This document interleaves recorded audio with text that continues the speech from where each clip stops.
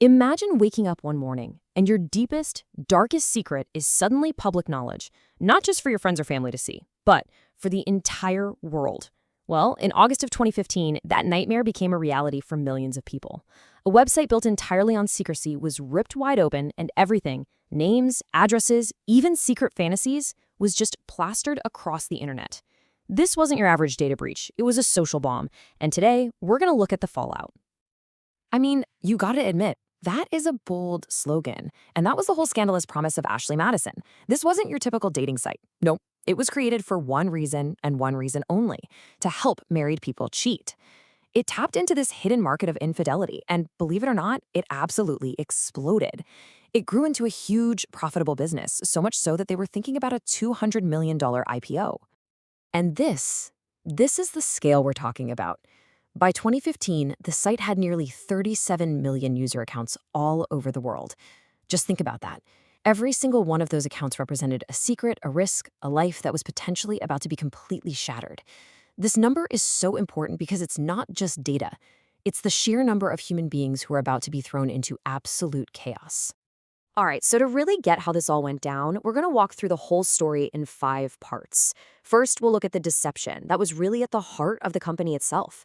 Then the hackers and their very strange demand. After that, the moment the data bomb actually went off. We'll cover the devastating human cost. And then finally, the great unsolved mystery of who was actually behind all of it.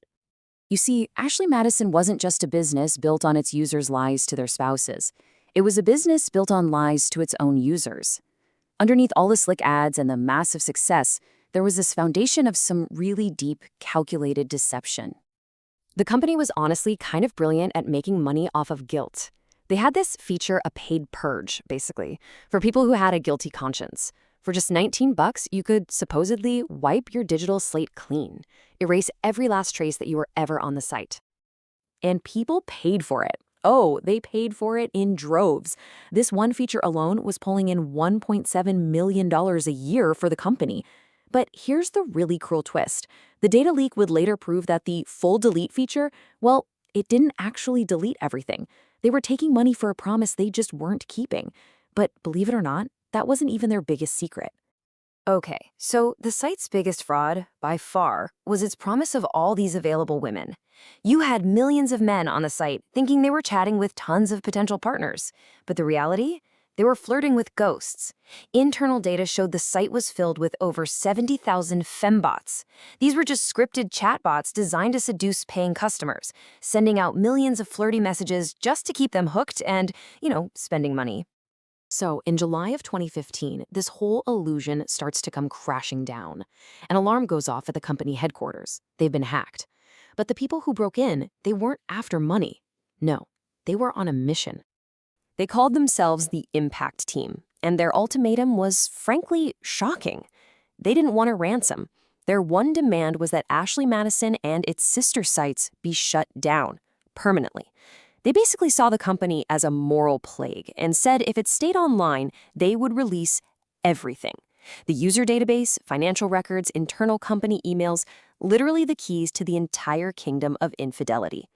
Now, the company's CEO, Noel Bitterman, he didn't back down. They put out these defiant press releases and basically treated the whole thing like a bluff. But the Impact Team wasn't bluffing. On July 21st, they dropped a little proof of life sample, 2,500 real user records, just to show they were serious. Still, the company refused to shut down. They were just doubling down, all while the Impact Team was sitting there getting its doomsday device ready. And about a month after that first warning, the standoff came to an end. The Impact Team made good on their threat, and the digital world was about to witness a data breach like nothing it had ever seen before. The bomb went off. On August 18, 2015, a link appeared on the dark web. It was a 10-gigabyte file, but when you unzipped it, it expanded to a staggering 60 gigabytes of data. And this wasn't just a simple list of emails. Oh no. It had names, home addresses, credit card info, hashed passwords, which means they were scrambled but could still be cracked, and even the private messages and sexual fantasies that users had put on their profiles. It was all real, and it was all out there. And here's the kicker. The data dump didn't just expose the users, it exposed the company's own lies. When people started analyzing the database, it confirmed what everyone suspected. Out of the 5.5 million accounts registered as female, only about 0.2% showed any regular human activity. The rest were either totally dormant or fake. The hackers had proven it. Men were paying fortunes to flirt with code. So now, let's shift from the digital crime to the very real, very human fallout. The data spread like wildfire, from the dark web to the mainstream internet. Searchable databases popped up. And for those 37 million people on that list, the consequences were immediate and they were catastrophic. The list of people who got exposed was just astonishing. Thousands of email addresses ending in .gov and .mil appeared, which created a national security nightmare, right? It exposed all this government and military personnel to blackmail. And public figures were outed one by one. Pastors, CEOs, even reality TV stars like Josh Duggar, who was this big family values crusader and was revealed to have spent almost $1,000 on the site. And of course, the criminal underworld moved in instantly. The leaked data became a blackmailer's absolute dream. Exposed users started getting these extortion emails demanding Bitcoin payments in exchange for silence. There was simply nowhere to hide. And this is where the fallout turned truly tragic. This is the real cost of the hack. A respected pastor and seminary professor in New Orleans, his name appeared in the leak.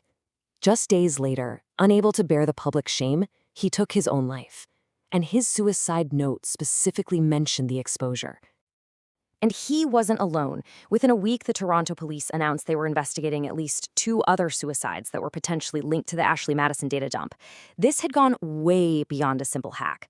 This was a public health crisis that was literally costing people their lives. So, what happened next? The company was in ruins, lives were destroyed, but the culprits, the impact team, they had just vanished. And that brings us to the final part of our story, the aftermath and the mystery that's still around today. Well, the corporate reckoning was swift. CEO Noel Bitterman resigned in disgrace. The parent company changed its name to Ruby Life, trying to escape that toxic brand. And they got hit with a massive $576 million class action lawsuit, which they eventually settled. The king of infidelity and his whole kingdom had fallen. But who did it? Who was the impact team? The FBI and Canadian law enforcement launched this huge international investigation, but they were literally chasing ghosts. The leading theory has always been that it was an insider, a disgruntled employee who knew the company's systems inside and out and had a moral axe to grind. Other theories point to a lone hacktivist or maybe a collective, but no real evidence has ever turned up. And that's the crucial point here. They got away with it. To this day, not a single person has been arrested or publicly identified in connection with the Ashley Madison hack. It's like a phantom just rose up out of the internet, delivered this devastating moral judgment, and then, poof, evaporated. You know, the story of Ashley Madison really is a stark warning. It showed that any information we give up online can be turned into a weapon. And it forces all of us to ask a really critical question. In a world where more and more of our lives are just stored on some server somewhere, how much of our privacy is really just an illusion?